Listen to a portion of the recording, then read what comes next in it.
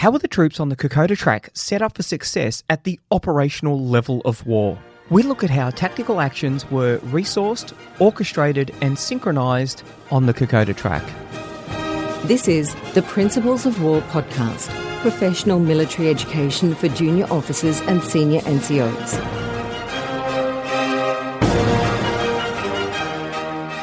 Ladies and gentlemen, welcome to episode 109 of the Principles of War podcast, Operational Mistakes in the Kokoda Campaign. Today we find ourselves back on the Kokoda track after spending 3 episodes with Robert Lyman.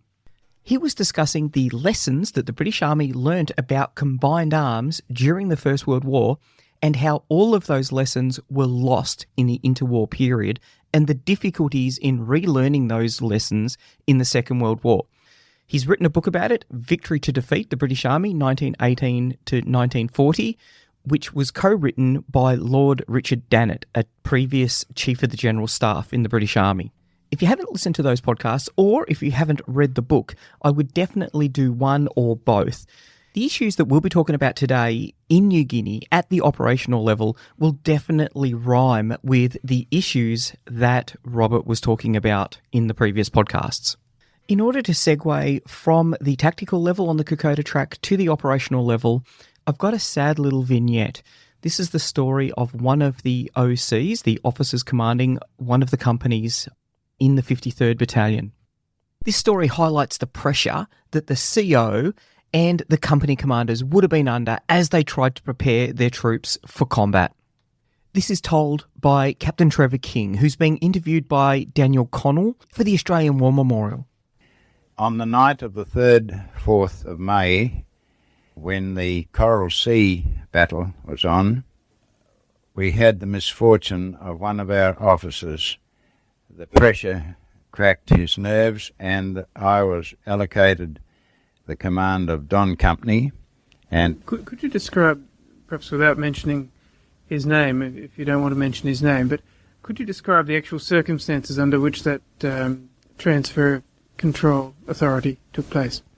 Very difficult to give any detail of it because we had been unloading ammunition for 36 hours straight and from the ships at Moresby to ammunition depots in Moresby area, and we were in bed about 1 a.m. when a Donner arrived, that's a dispatch rider, arrived at my tent saying the CO wants to see you urgently, come in your pyjamas. And there was a company commander's conference in the CO's tent, that's Colonel Ward, about 1 a.m. on the night of the 4th, 5th of May. And he had apparently received eye information appertaining to the Coral Sea battle. And he asked each company commander, what time will it take you to pack up your company and be on the move? And my reply was 1 hour and 20 minutes. And I took all my men, all their equipment and everything we possessed on the move within that time. And by dawn the next morning we were partially on the way to Kokoda. What had happened to Don Company? At that point I was in charge of Don Company. What had caused the original collapse of that officer's nerves? He realised that his company was not as well trained as some of the others by reason of young men who had comparatively recently enlisted and that lacked a lot of training both in tactics as well as arms and ammunition, the handling of arms, and he had Lewis guns in the company from World War I. Whilst the men could handle a Lewis gun, it ultimately proved unreliable under jungle conditions. It may have been all right in World War I, but not in World War II. The officer concerned just completely cracked and was ultimately sent back to Australia and discharged. When you say cracked, what actually happened? What did he do? His nerves went and he just could not control himself or his men or anything appertaining to it. Just a complete mental breakdown. Had there been a lead up to this? Had you seen anything? I wouldn't say there'd been a lead up to it. It was the initial shock hit everybody. We're now going into action. What have we forgotten? Have we left anything behind? And it was a terrible strain and a big responsibility, because it was then clearly evident that many of the men that went on the Aquitania should never have left Australia for another 6 or 8 months training. They merely enlisted as boys. This incident occurred at a very stressful time for the troops in Port Moresby. The 53rd Battalion's War Diary for the 7th of May 1942 states, Don Company ordered to move to beach defensive position to be occupied by First Light, message received at 0240 hours. It goes on to state, Reserve at present are 1 platoon of reinforcements without light machine guns but with 2 detachments of mortars under command. Company Commanders Conference, 1900 hours on training and defensive positions. Message received at 2000 hours that battalion will stand to at 0430 hours. 8th of May, enemy convoy south of Samurai. Plan Alpha put into effect immediately. Company commanders receive verbal orders. Troops in battle stations standing to at 0430 hours. No enemy action. All available troops strengthening wire and erecting additional obstacles. 6 BELs issue, 2 Alpha Company, 2 Bravo Company, 2 Don Company. Change in the appointment of officers. Captain King to be OC of Don Company. The 8th of May sees the Battle of the Coral Sea in full swing. It is the day that USS Lexington is sunk and the Imperial Japanese Navy's Shokaku being severely damaged. The IJN had already lost the light carrier Shoho on the 6th of May, and these losses, in conjunction with the loss of aircraft, required them to return to Japan. This caused the Japanese to abandon their plan to land the South Seas Detachment directly at Port Moresby. However, all of this is known to us only with the benefit of hindsight. The fog of war would have been very thick on the morning of the 8th of May for the OC of Don Company. Troops would have been continuing to develop their defensive positions. They would have been in their pits, awaiting the expected Japanese landings. As I sit in the comfort of my office researching the deeds of the 53rd Battalion, I think that there is one thing that is really important to remember as we try and get into the mind of that OC and the stress that he is under. The 8th of May is just 5 months after the Japanese started their relentless march south. And no one had been able to stop them. No one had even been able to slow them. Through Malaya, through Singapore, through Hong Kong, through the Philippines, through the Dutch East Indies, through Rabaul, through Timor. And now it was the turn of the troops in Port Moresby. We can only wonder what dark thoughts would have been haunting him as the threat of Japanese invasion came closer and closer. I deliberately haven't tried to find out the identity of this OC. I don't think identifying him adds any value to the story. But what we do know is that he wasn't prepared to be an OC of a company. How do I know that? Easily. All of the captains in the 53rd Battalion held the rank of temporary captain. That meant that they'd been promoted to the rank of captain without the necessary experience and training and education to meet the requirements to be promoted to captain. It's his job to be optimistic and resilient in the face of all of the threats that the enemy may pose to his company and his battalion. Experience, training, leadership, esprit de corps. That's what will give him optimism and resilience. However, he has far too little of that. What he does have is an unbroken history of 5 months of Japanese victories. David Woolley has written an excellent article entitled Not Yet Diagnosed, Australian Psychiatric Casualties During the Kokoda Campaign, 1942.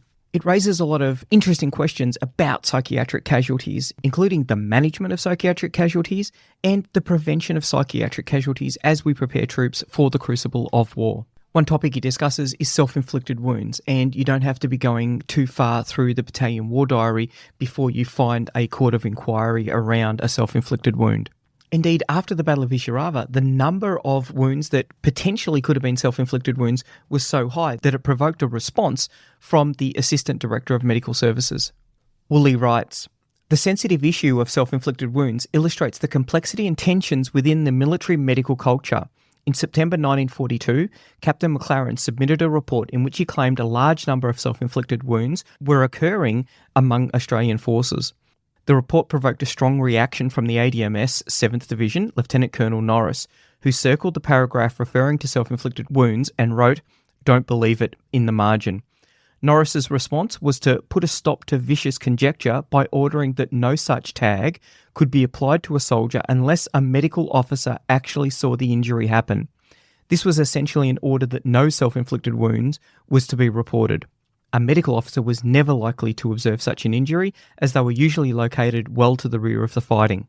After conferring with Norris, Major MAJGEN, the senior medical officer of Australian forces, also responded strongly, later reporting that accidental but no willfully intended wounds were seen.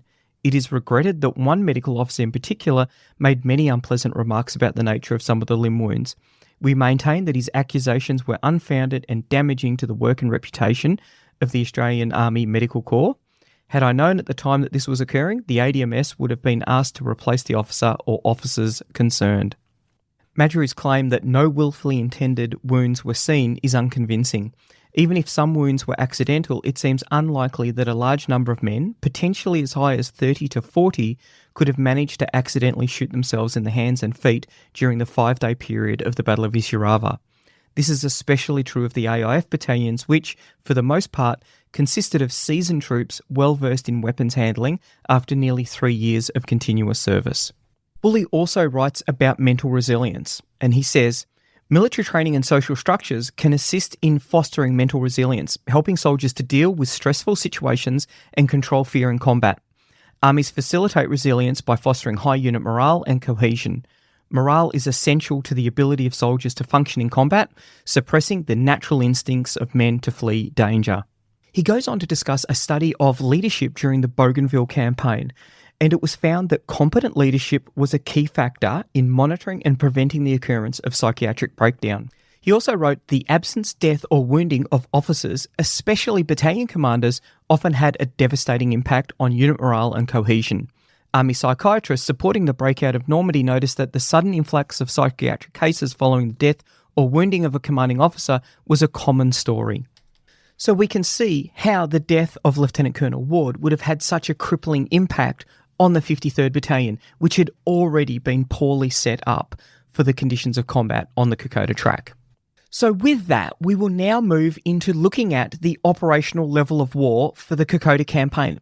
We need to do this to find out some of the reasons why these troops were so poorly prepared for combat.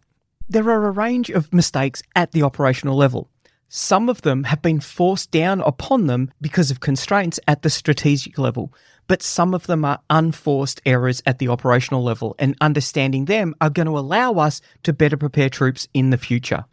Once we've looked at the operational level, we'll then look at the strategic and grand strategic level to see what went wrong there. Before we hook in, we should go to the doctrine, Land Warfare Doctrine number 1, the fundamentals of land power, so that we can understand exactly what the operational level is. And in the good book, it is written that the military contribution to national security is managed through 3 levels of command: strategic, operational, and tactical. These levels reflect the distribution of responsibilities for planning and directing the resources allocated to specific military objectives. Interlinking these 3 levels are strategy, operational art, and tactics. The strategic level of command is responsible for coordinating the application of national power to achieve an end state favourable to the national interest. The strategic level focuses on the development and implementation of strategy as the identification of objectives, which is the ends, concepts, which are the ways, and the resources, which are the means, necessary to achieve them. At this level, all of the elements of national power are employed in a manner that maximise their overall effectiveness. It goes on to describe the operational level, which is the level of command that encompasses planning and conducting of campaigns incorporating joint forces. A campaign is a series of simultaneous or sequential operations designed to achieve one or more strategic objectives. Military actions at the operational level are joint, often coalition, and invariably interagency in nature.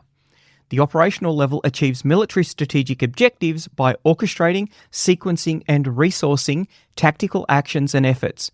Successful campaigning is found in the creative application of operational art. What is operational art? I'm glad you asked. It is the skill of employing military forces to attain strategic objectives in a theatre of operations through the design, organisation and conduct of campaigns and major operations. Primarily cognitive rather than organisational, it features the creation and sequencing of a series of tactical actions to achieve abstract strategic ends. Operational art links strategy and tactics and aims to set the conditions most likely to achieve the strategic objectives. In a campaign, a line of operation is a philosophical sequence of operations, each of which assists in the achievement of a particular strategic objective. In the generic sense, a line of operation describes where military effort is applied to achieve the end state. This allows land forces to sequence and resource main and secondary efforts. Multiple lines of operations may be utilised to create an operational level framework from which to consider the diverse array of tactical actions required to achieve assigned objectives. So, what does all of that mean? LWD1 does caution that these levels aren't discrete and clearly defined. Due to the dynamic and interactive nature of war, its practice, unlike command, cannot be divided into discrete levels. There tends to be a lot of discussion about the operational level, what it actually is, and if we even need it. One observation that I would make is that if there is only one or two counterinsurgency type operations going on, then it is very easy for the strategic level to squeeze out the operational level. However, let's think about John Curtin, our Prime Minister in 1942, and General Blamey, the Commander-in-Chief of Australian Military Forces. They have a lot going on. Curtin is trying to get back the 6th and 7th Division as we transition from Imperial Defence to Defence of the Nation. 9th Division is still in the Middle East, and just after Ishirava it will fight in 2nd El Alamein. Darwin is being bombed, there's midget submarines in Sydney Harbour. The Japanese are advancing relentlessly. The RAAF is supplying a huge number of pilots and ground crew to the RAF in Britain. Navy is transitioning from supporting the Royal Navy to the United States Navy and trying to manage all of the convoys that it needs to protect, particularly the ones that are transporting our troops. Not only that, there's manpower and logistics issues that need to be worried about. So you can see there's a lot going on at the strategic level. So let's have a look at what's going on within the 8th Military District. So this is Papua and New Guinea. It'll be later designated as New Guinea Force. In May 1941, Brigadier Basil Morris comes out to take command of the 8th Military District. He has 7 months in command before the 7th of December 1941. The widening of the Japanese War to include the United States and the British comes as quite a shock. The situation for the 8th Military District deteriorates rapidly. It is 6 very quick weeks before the fall of Rabaul. Up until 1937, Rabaul had been where the territorial headquarters had been for the Australian Territory of New Guinea administration. That is based around the large deepwater port there. However, on the 6th of June 1937, a massive volcanic eruption decimated Rabaul.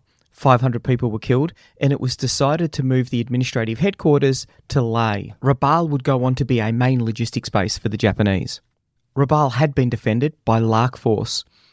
1 week later, the 30th of January, Japanese land at Ambon, that is defended by Gull Force. The 3rd of February sees the first bombing of Port Moresby. Following this, there is widespread looting and desertions by some of the locals. Morris had been promoted to Major General in January. On the 14th of February, he is required to suspend civil administration in Port Moresby. Singapore falls the next day. The 19th of February is the first bombing of Darwin. That night, we also see Japanese landings in Timor. This is where Sparrow Force is located. There's a couple of weeks' respite. It isn't until the 8th of March that the Japanese land at Lae and Salamoa. At this point, we see a rare opportunity for the Allies to take the offensive. US Navy Task Force 17, comprising the carriers Yorktown and Lexington, from south of Papua, conducts a surprise attack on the landing forces in the vicinity of Salamoa. They're able to sink an armed merchant cruiser, 2 transports, a minesweeper, and they damage some of the landing craft. This is the first time we see the operation of a 2-carrier task force, and this would be a prelude to future tactics. On the 21st of March, Number 75 Squadron, RAAF, lands at Port Moresby, and they get their first kill in the air war over Port Moresby that day. They're commanded by Squadron Leader John Jackson, and they're flying their P-40 Kitty Hawks. I'm planning on doing a whole episode on the exploits of 75 Squadron because it's a really interesting story about how they helped defend Port Moresby. On the 18th of April, Brigadier Porter takes over command of the 30th Brigade from Brigadier Hatton. In April, General Blamey conducts a reorganisation of the Australian military forces, and it sees the creation of New Guinea Force, which absorbs the 8th Military District. On the night of the 3rd, 4th of May, we see Japanese landings at Tulagi on the Solomon Islands. This is part of the planned invasion of Port Moresby. Part of the Solomon Islands had been a part of the 8th Military District. So you can see that Major General Morris had quite a large area that he was responsible for. Between the 5th and the 8th of May, the Battle of the Coral Sea is fought. This is the incident that we talked about at the start of the episode, where we talked about the threat of imminent invasion to Port Moresby. Following the battle, both sides claimed it as a victory. The Japanese had a tactical victory in that they were able to sink the fleet carrier Lexington, an oiler and a destroyer. And at the time, the Lexington represented 25% of the US Navy's carrier fleet. However, it was a strategic victory for the Allies because the invasion force that was bound for Port Moresby turned back. It was also a great morale boost for the Allies. However, on the 6th of May, the defenders of Corregidor in the Philippines finally surrendered. Australian Land Headquarters is beginning to realise the perilous state of the defences in Port Moresby, and so they send the 14th Brigade, that's a militia brigade, to reinforce New Guinea Force. That's done on the 15th of May. This is one of the questions that we're going to come back to when we look at this from a strategic level, because given the importance of Port Moresby, why was it that a partially trained militia brigade was sent when there were 2nd AIF troops who were available, troops who had seen combat? At the time, the 14th Brigade consisted of the 3rd, 36th and the recently delinked 55th Battalion. So that was the sister battalion to the 53rd Battalion. Like the 53rd Battalion, they had trained at Greta.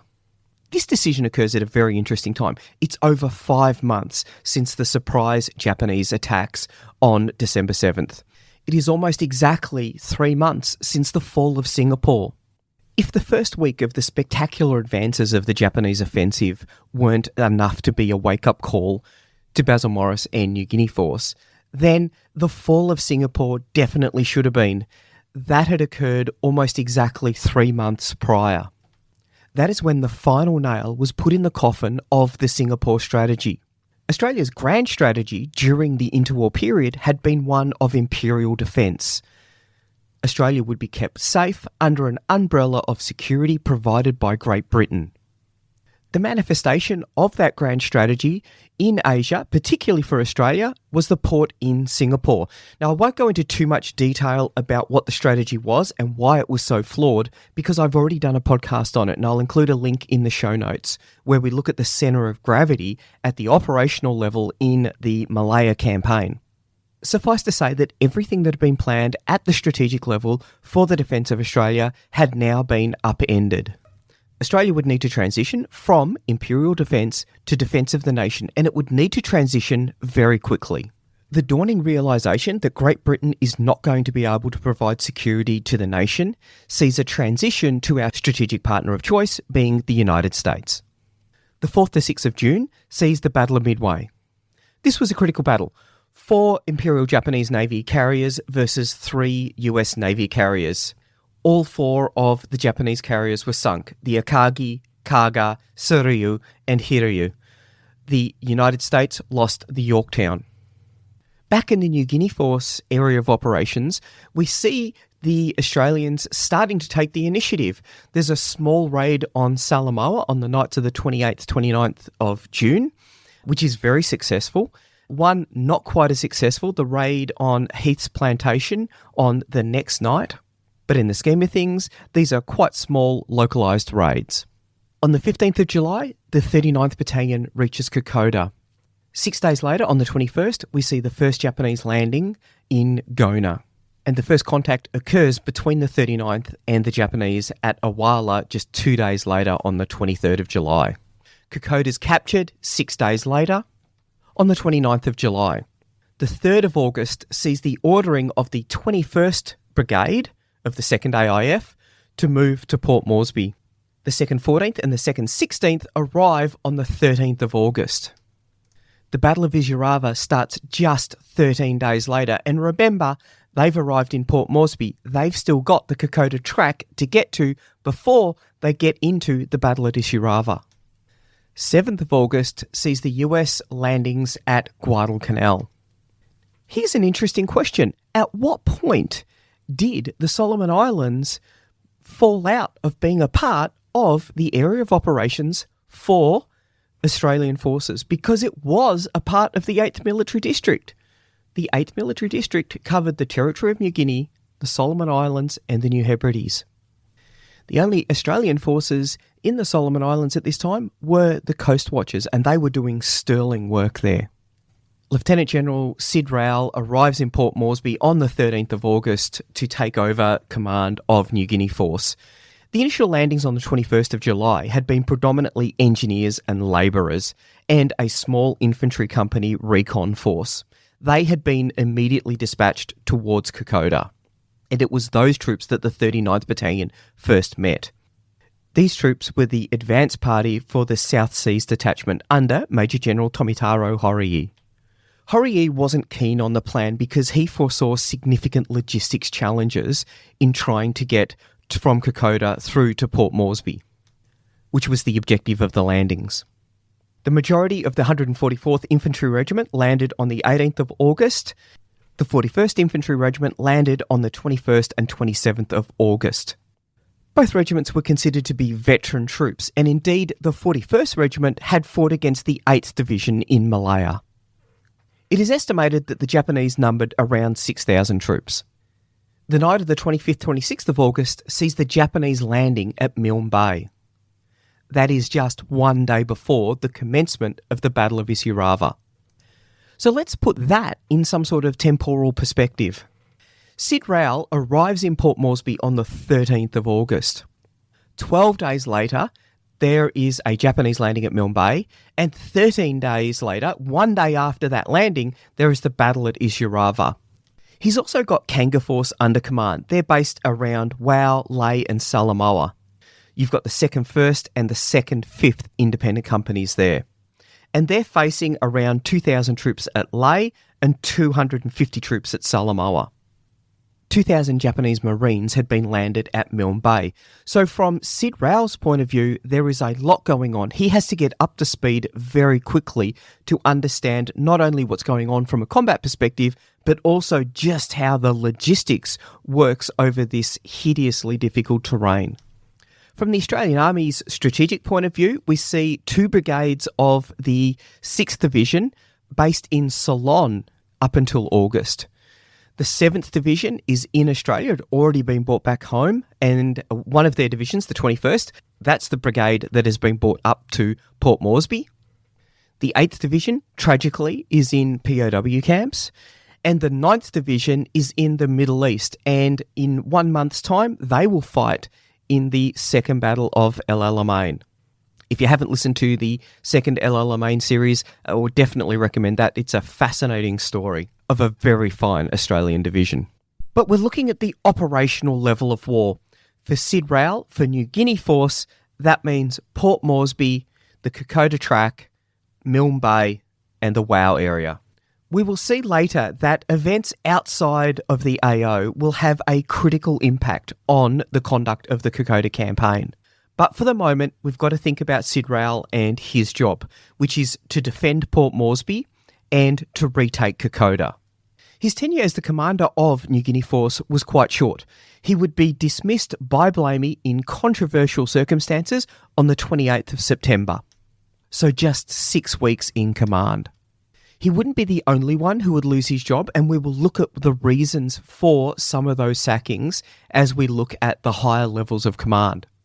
I think it's fair to say that Sid Rail did not have enough time nor the resources to be able to fix the errors of omission that had been committed by New Guinea Force prior to his arrival. Troops were poorly trained, there was a parlous logistics situation, the intelligence preparation of the battlefield. Well, what intelligence preparation of the battlefield?